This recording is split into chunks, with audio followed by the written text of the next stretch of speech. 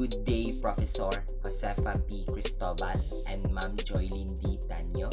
I am Peter Vince B. Paca from BTLED HE 3C. Shawty's like a melody in my head that I can't keep on. Got me singing like na na na na every day's like my iPod stuck on replay. And now, I am going to discuss the 8 themes of art.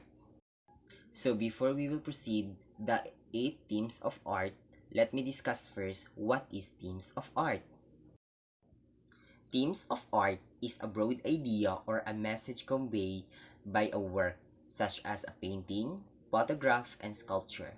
Themes in art are often messages about life, society, or human nature and are usually implied rather than explicitly stated. A theme is not the same as the subject of a work.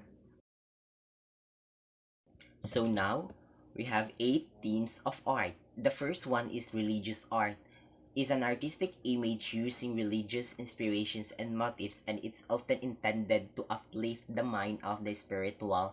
Sacred art involves the ritual and cultic practices and practical and operative aspect of the path, spiritual realizations within the artistic religious tradition. So these are the examples of religious art. The second one is the political and the social order arts. Political art and social statement are often intertwined and reflect the nature of the society. These themes address what is like to be human and questions that many humans ask, like who I am. Art that springs from the imaginations is represented through the theme of inventions and fantasy. So these are the examples of political and social order arts. The third one is the stories and histories arts. It representing moments in a story or by selecting a central moment to stand for the whole story.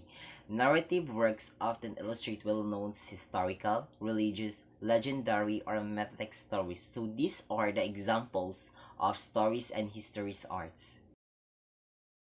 The fourth one is genre arts. Is the pictorial representation in any of various media of scenes or events from everyday life, such as markets, domestics, settings, and interiors. Representation may be realistic image or romanticized by the artist. So these are the examples of genre arts.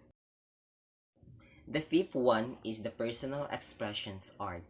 Is the ability to convey one's personality, opinions, or emotions through a creative means such as painting, drawing, music, and more. This is a form too of social expressions and connections. So these are the examples of personal expressions art. The sixth is fantasy art. Fantastic art is a broad, loosely defined art genre. It is not restricted to a specific school of artists, geographical location, or historical period. So these are the example of fantasy art. Seventh is the natural world art.